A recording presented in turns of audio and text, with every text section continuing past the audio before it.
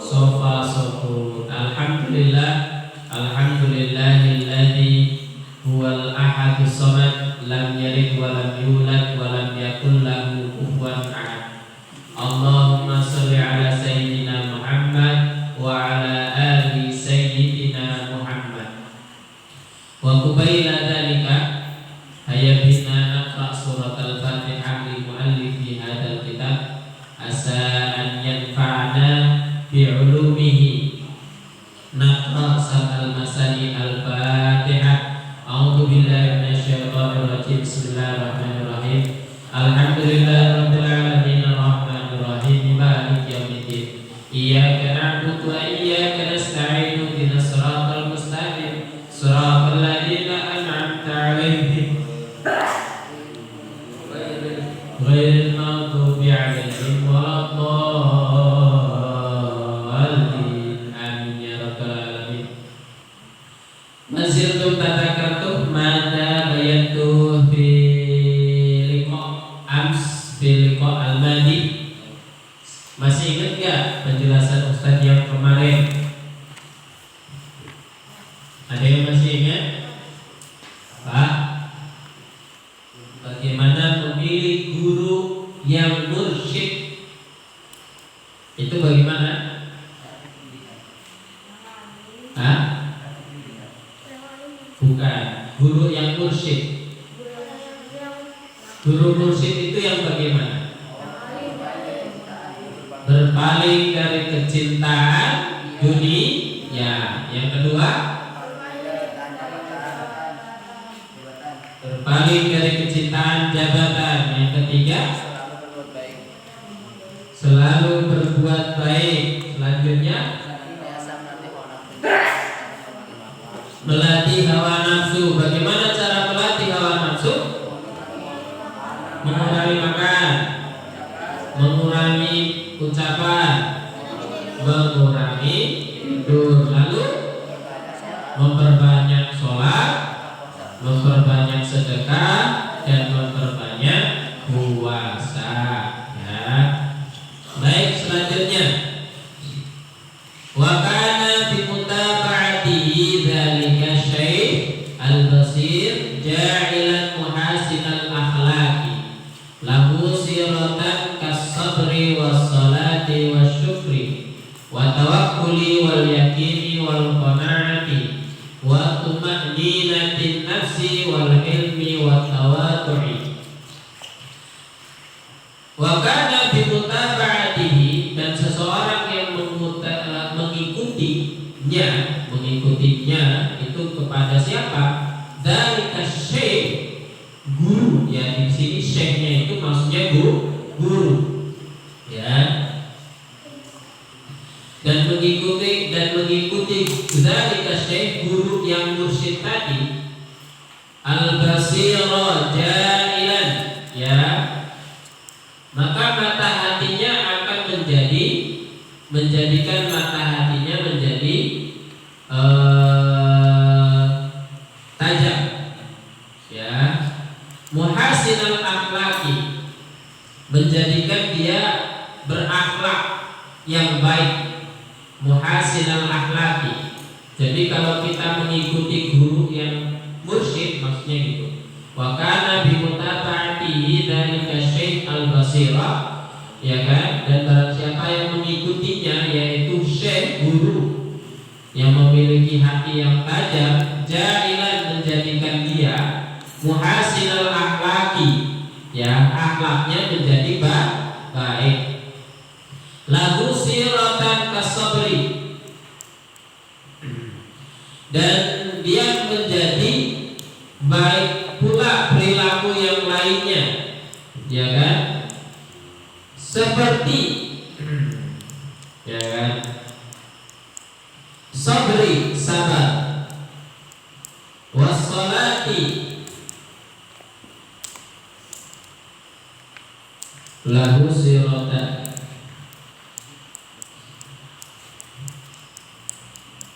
ya, seperti sabar, wassalati, dan dia senantiasa akan melakukan sholat, wasyukri dan senantiasa dia bersyukur, wa tawakkuli dan bertawakal, wal yakini dan dia senantiasa yakin, ya, wal qanaati dan memiliki sifat qanaah, wa tuma'ninati an-nafsi dan memiliki jiwa yang tenang, wal hilmi lemah lembut, wa tawaddu'i dan tawaddu merendah hati, wal ilmi dan dia akan senantiasa berilmu, wasidqi dan juga jujur, wal haya'i dan juga memiliki sifat malu, wal wafa'i dan senantiasa menepati janji, wal waqari wassukuni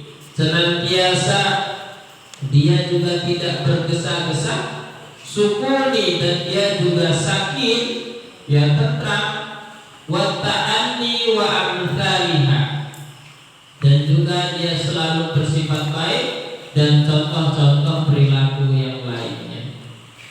Artinya apa, ahli? Nah, di sini disebutkan semuanya. Kalau kita mengikuti syekh yang mursyid seperti yang kemarin sifatnya sudah kita pelajari, itu menjadikan akhlak kita akan menjadi baik, muhasinal akhlaki, ya. Muhasinal akhlaki, akhlak-akhlak yang baik itu contohnya seperti apa saja, Ustaz? Contoh yang baik dari muhasinal akhlaki, contoh yang baik akhlaknya itu dia senantiasa sabar, ya, sabar. Innallaha ma'as sabirin. Orang yang sabar itu sulit, ahli. Jangan mengatakan sabar gampang, Ustaz. Tidak, sabar itu sulit, ahli. Tidak semua orang bisa sabar. Makanya pahala sabar itu dia akan bersama Allah. Innallaha ma'as sabirin. Kalian cobalah lihat di ayat-ayat suci Al-Quran. Tidak ada ayat yang berbicara innallaha ma'al musallin. Tidak ada yang bicara sesungguhnya Allah bersama orang yang sholat. Innallaha ma'as shaimin. Tidak ada di dalam Al-Quran itu. Kalau kita pahami, sesungguhnya Allah bersama orang yang puasa, tidak ada. Innallaha ma'al abidin. Sesungguhnya Allah bersama orang yang beribadah, tidak ada. Tapi yang justru ada di dalam Al-Quran itu innallaha ma'as sabirin. Sesungguhnya Allah bersama orang-orang yang sabar. Kenapa, Ustaz? Karena sabar itu tidak mudah, butuh perjuangan. Apalagi setiap diri kita diberi cobaan yang berat, ya. Ada setiap diri kita diberi cobaan yang berbeda-beda. Ustaz yakin setiap orang diberikan cobaan yang berbeda-beda sesuai dengan takarannya.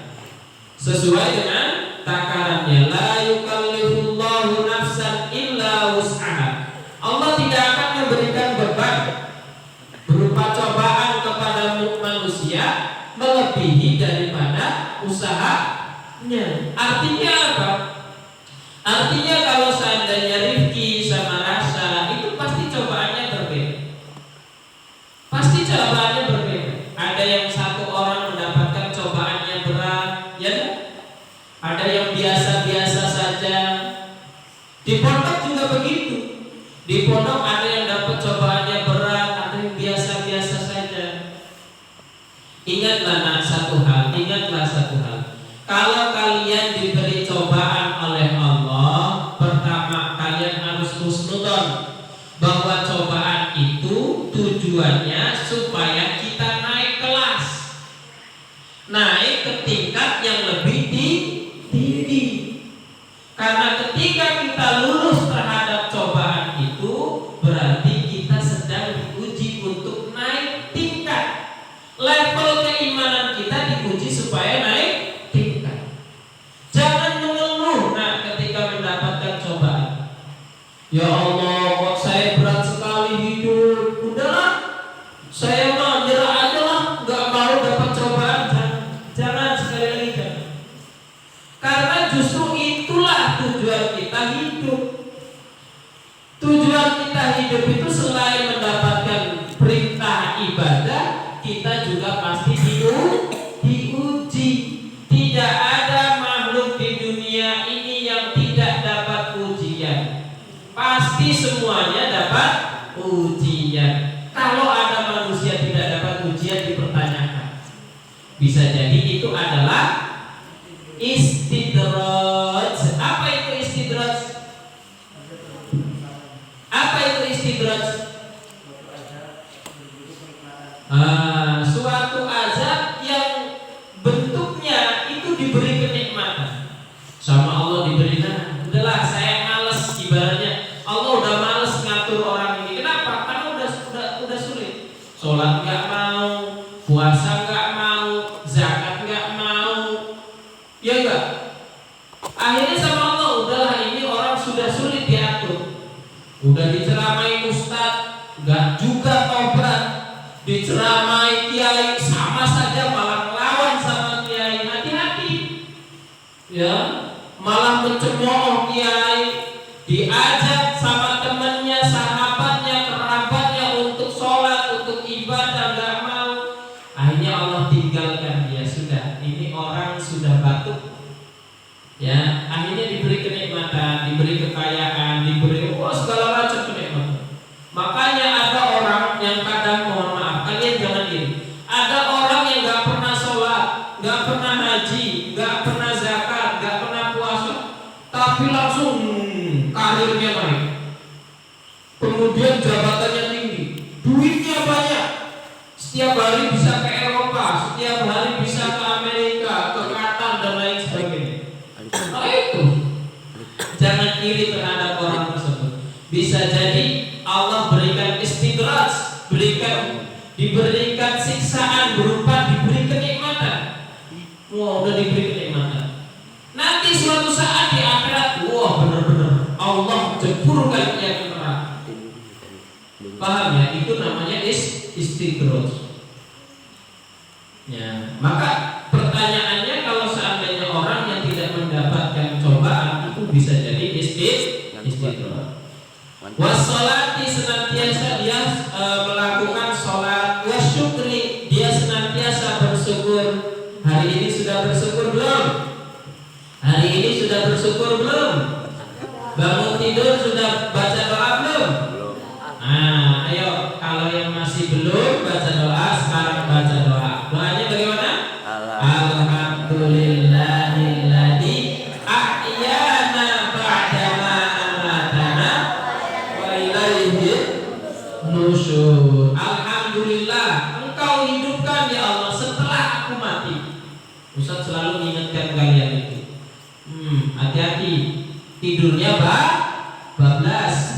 Hati-hati, tidurnya bablas. Makanya lebih baik kita berdoa sebelum tidur, supaya nanti kalau seandainya naudzubillah ini kita bablas tidurnya sampai ke kuburan, kita husnul khotimah.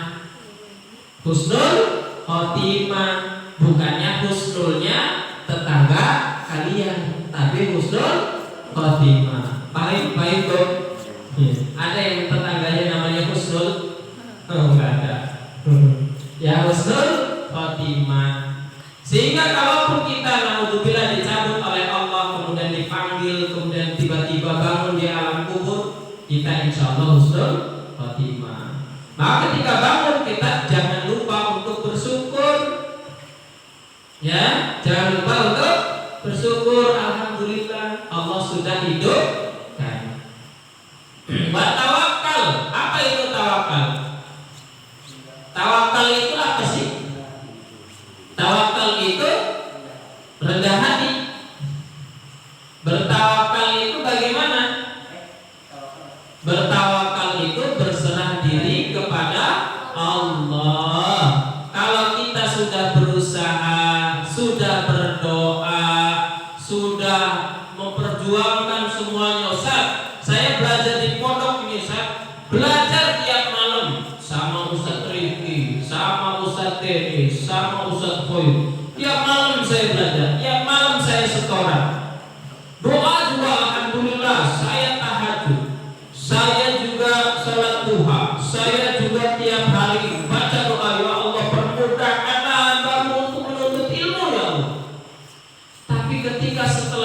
Dia saya tawakal, berserah diri kepada Allah.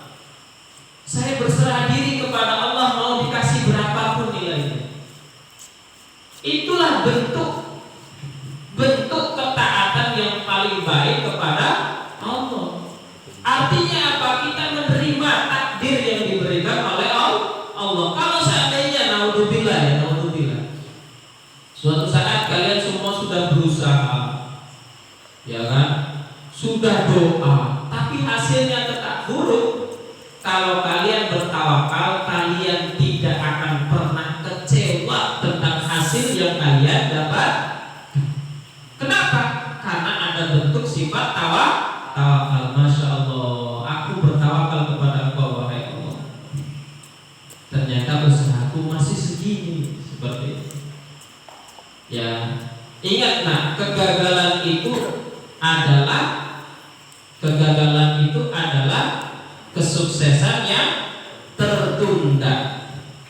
Tapi kalau kalian bisa sukses langsung, maka pilihlah sukses langsung. Ya, jangan diputus tuh bahasanya. Ya, ingat kegagalan adalah kesuksesan yang tertunda. Jangan diputus sampai situ. Kenapa? Kalau diputus sampai situ, nanti kalian bilangnya apa? Wah, berarti gagal lulus. Jangan diputus sampai situ.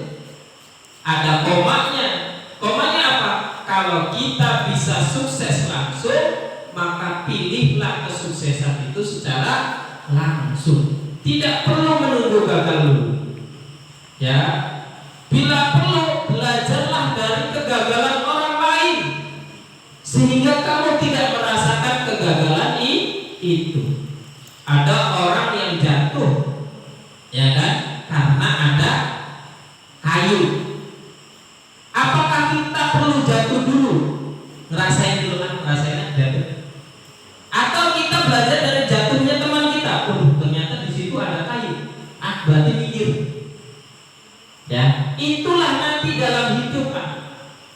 Dalam hidup itu kalian harus bertanya kepada orang-orang yang banyak pengalaman. Tanya ke Ustaz bagaimana ke Gontor? Tanya ke Ustaz Hoirul, tanya ke Ustaz Zaki. Ustaz Zaki, bagaimana pengalaman antum di Gontor? Pengalaman antum mondok. Ketika antum mondok, antum pernah sedih gak sih? Antum pernah gak betah gak sih? Antum pernah apa kiat-kiat antum supaya antum selalu istiqomah sampai lulus di Gontor? Sampai lulus, sampai jadi alumni, tanya anu. Paham ya? Karena itu pengalaman tidak bisa dipelajari kecuali bagi orang-orang yang pernah melakukan. Baik toh? Wal yakini, dan juga yakin. Dia selalu yakin terhadap apa yang dia kerjakan. Kemudian sifat selanjutnya qanaah. Apa itu qanaah?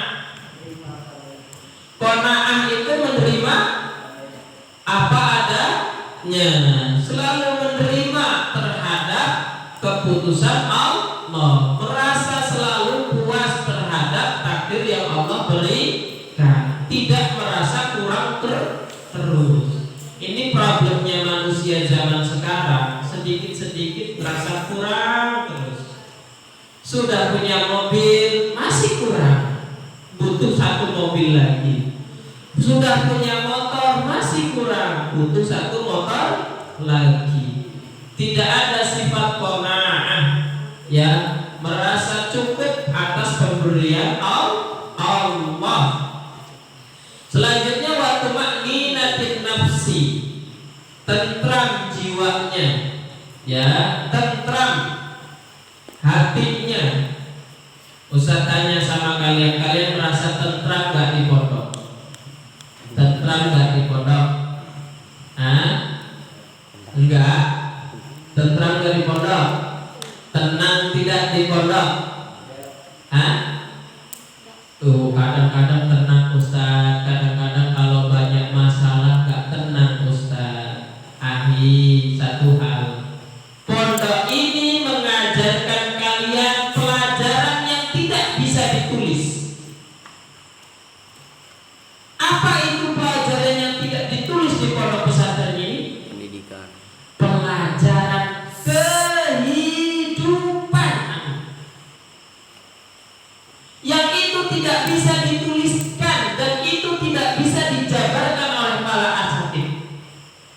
tapi bisa kita rasakan di dalam pondok. Paham ya? Belajar tentang kemandirian. Mandiri itu seperti ini. Kalau dijabarkan itu bisa jadi satu buku. Gak usah dijabarin. Kamu tinggal di asrama. Sudah tinggal di asrama, apapun kebutuhan kamu, kalau butuh silahkan cari sendiri. Kalau seandainya kamu pengen nyuci sendiri. Kalau kamu seumpama pengen belajar sendiri. Kalau kamu seumpama pengen jajan sendiri. Disitulah makna kemandirian yang diajarkan di dalam pesantren. Ada pelajaran kehidupan, belajar tentang tetangga, kerukunan tetangga. Oh, ternyata ini lemari saya, samping kanan saya siapa, samping kiri saya siapa. Ibaratkan lemari kalian itu rumah, samping kanan samping kiri itu tetangga. Apakah setiap hari cakar-cakaran seperti itu? Atau saling memberi? Oh, saya punya permen ini buat kamu, ini punya permen ini buat kamu. Apakah seperti itu atau cakar-cakaran? Kalau masih ada cakar-cakaran, itu kemungkinan nanti kalau dia punya rumah, kok dipraktekin? Jangan dipraktekin. Jangan marah kalau dibangunkan. Gak boleh marah kalau dibangunkan. Ya, orang berbuat baik ingatkan kita untuk ikut untuk belajar. Ya, jangan cakar-cakaran ya, hidup rukun sesama tetanggamu. Tetanggamu itu lemari di sampingmu, itu tetangga kamu. Kalau dia bisa ramah, ya kan, saling menjaga, insya Allah suatu saat kalau kalian hidup berkeluarga, punya rumah sendiri, rukun semuanya terhadap tetangga. Ya, apa hadisnya? Man kana yu'minu billahi wal yaumil akhir falyukrim jarahu. Maka dia muliakan tetangganya. Ada hadisnya seperti itu. Ada juga falyukrim dhaifahu juga, menghormati tamunya. Tamunya siapa? Bisa jadi tetangga kita. Paham tuh? Wal hilmi, dan juga lemah lembut, jangan kasar sama temannya, tidak boleh kasar. Kasar itu secara perbuatan, secara omongan. Sedikit-sedikit tabok, sedikit-sedikit jitak, sedikit-sedikit jewer, jangan lengah. Jaga tanganmu itu. Temanmu itu Ustaz sudah bilang berkali-kali sama kalian, sahabat-sahabatmu itu adalah suatu saat kendaraan terakhirmu. Ustaz sudah pernah bilang kan sama kalian, sahabat-sahabatmu itulah adalah kendaraan terakhirmu. Artinya artinya bagaimana Ustaz? Artinya suatu saat kalau kita meninggal, Ustaz meninggal, siapa yang akan mengangkat keranda Ustaz kalau bukan sahabat-sahabat Ustaz? Saudara Ustaz? Iya, kalau saudara Ustaz dekat. Ustaz dari jauh Riau, siapa yang akan mengangkat keranda Ustaz seumpama dikuburkan di samping sini? Ya sahabat-sahabat Ustaz. Siapa sahabat-sahabat Ustaz? Ya Ustaz Zaki, Ustaz Rifki, Ustaz Reza, Ustaz Khair, mereka lah sahabat Ustaz. Kamu kalau seandainya meninggal, siapa yang akan mengangkat kerandamu? Temanmu. Maka janganlah kasar terhadap temanmu. Sedikit-sedikit tabok, sedikit-sedikit jewer, sedikit-sedikit cinta. Oh, saya gak kasar Ustaz seperti itu, tapi omongannya kasar sama saja.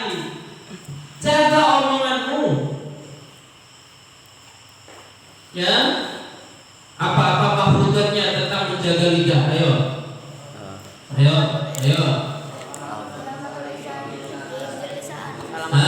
Salamatul insani fi hifdzil lisani, keselamatan seseorang terdapat pada menjaga lisannya. Banyak orang, mohon maaf, banyak orang yang mati konyol gara-gara dia nggak jaga lidah. Mohon maaf, tiba-tiba ngomong nyebutin absen binatang, nyebutin pokoknya absen. Kalau marah absen binatang dari A sampai Z disebutin. Yang disebutin binatangnya dia mungkin diam saja, tapi ternyata balik-balik ada pisau diambil ditusuk. Sering terjadi nggak seperti itu? Gara-gara, mohon maaf, gara-gara jengkel terhadap omongan seseorang, tiba-tiba dibunuh. Banyak nggak kejadian seperti itu? Banyak. Hanya gara-gara diomongin ini, besoknya dibunuh. Berita itu banyak sekali. Salah satunya keselamatan kita adalah keselamatan di lidah. Maka lidah harus menjaga ya lemah lembut. Wa tawadu itu lawan dari sombong. Gak usah sombong. Ya baru dapat apa namanya, kalau di pondok apa sih sombongnya? Wow, baru dapat nilai gede. Nih gua nih rapotnya di bawahnya gini. Bawahnya ini. Kasar sama bawahnya. Bukan kayak gini bawahnya gini. Mohon maaf, permisi, mohon maaf. Nilai terbesar mau lewat. Sombong lu. Sombong. Hati-hati orang sombong. Ya, orang sombong hati-hati. Ya, jangan sombong. Jangan sombong. Ustaz bercanda, Ustaz. Bercanda juga. Ini Ustaz perlu kalian ingatkan. Bercanda juga harus sama orang yang tepat. Artinya apa? Jangan sampai ada ketika kita bercanda, tujuannya bercanda, tapi kita kan nggak tahu hati masing-masing, bener nggak? Bisa jadi mungkin rasa biasa aja, tapi belum tentu Fahri ketika seperti itu kan nggak tersinggung, bisa jadi tersinggung. Kita nggak bisa lihat hati masing-masing, ya enggak? Ya kan? Oh mungkin setengahnya, oh biasa aja, nggak biasa aja, dia mah memang gitu. Tapi kan kita nggak tahu yang lain, bisa jadi ada satu orang, dua orang yang merasa tersinggung. Maka rendah dirilah, jangan sombong. Paham ya? Baru dapat duit dari Ustaz panggilin nama ini. Wah, habis itu gini, alhamdulillah, bawa duitnya beda gitu. Wah, merah, duitnya warna apa? Hijau. Ini loh merah. Ya, ini loh merah. Sombong amat ya. Sombong amat aja tidak sombong. Jangan sombong. Kita harus merendah diri. Wal ilmi, dan dia selalu memiliki ilmu.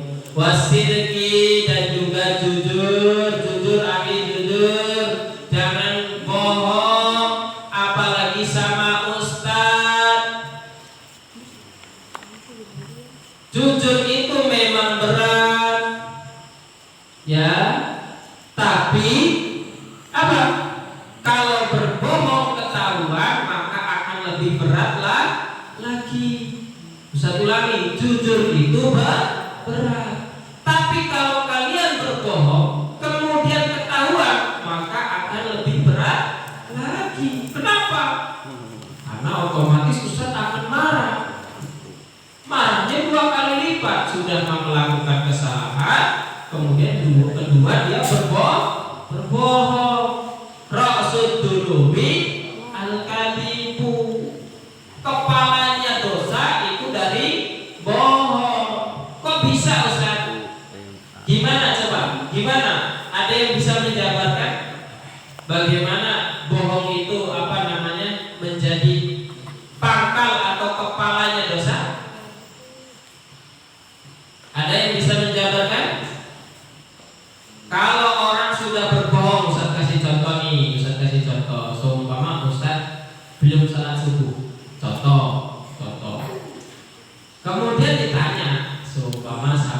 Kevin, Ustaz, antum sudah salat subuh belum? Sudah. Oh, sudah juga. Berbohong sekali.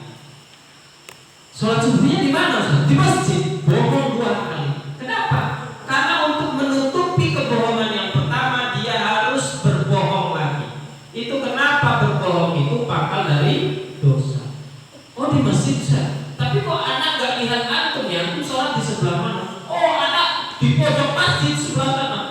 Gak kelihatan sholatnya di pojok masjid sebelah sana. Bohong ketiga. Oh, gitu, Ustaz. Tadi imamnya siapa, Ustaz? Oh, imamnya Ustaz Zaki. Bohong keempat, kelima, dan seterusnya. Maka hati-hati dengan berbohong. Ketika kamu sudah berbohong sama Ustaz, kamu akan berbohong kedua kali, ketiga kali, keempat kali untuk menutupi kebohongan yang pertama. Maka jangan bohong ya. Sudah, nggak apa-apa. Ya, kalaupun seumpama berbohong kita jujur di kotak nggak apa-apa.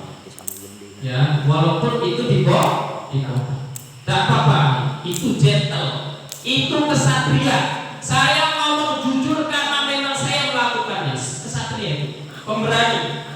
Kalau orang yang sering berbohong, Ustaz katakan, orang yang sering berbohong itu mentalnya mental pengecut. Ini Ustaz ulangi lagi. Kalau ada orang yang sering berbohong, berarti dia mentalnya mental pengecut. Kalau dia kesatria, kalau dia laki-laki bilang, Ustaz saya memang melakukan, saya hilaf Ustaz, saya menerima apapun resiko dari perbuatan saya. Itu gentleman, laki-laki itu. Kalau ada orang yang berbohong, besok Ustaz pakai kerudung, ya, berarti dia tidak gentle, nggak berani bertanggung jawab. Baik, wal hayai, dia senantiasa malu. Al haya'u minal iman. Malunya yang bagaimana, Ustaz? Malunya malu berbuat dosa dan maksiat. Itu malu yang benar. Bukan malu ketika disuruh Ani ngaji. Aduh Ustaz, suara saya jelek. Itu bukan al haya'u minal iman. Ahli azan yang, Ustaz mohon maaf kalau saya azan suaranya ini merdu sekali, saking merdunya semua orang tutup telinga. Nggak apa-apa. Ya, itu bukan al haya'u minal iman. Al haya'u minal iman itu malu untuk berbuat dosa dan malu berbuat maksiat. Wal wafa'i, senantiasa menepati janji. Maka hati-hati kalau janji, katakan insyaallah.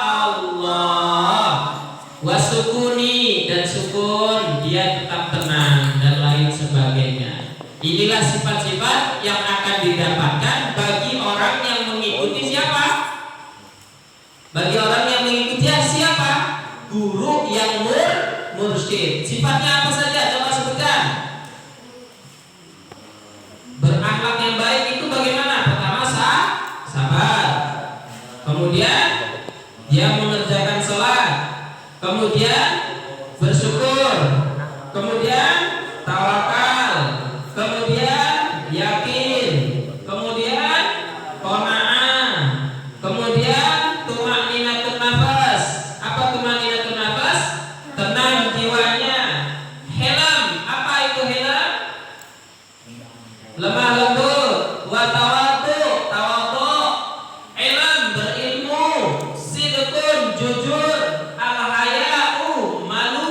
Malu yang beriman. Wal wafa'i, dan menepati janji.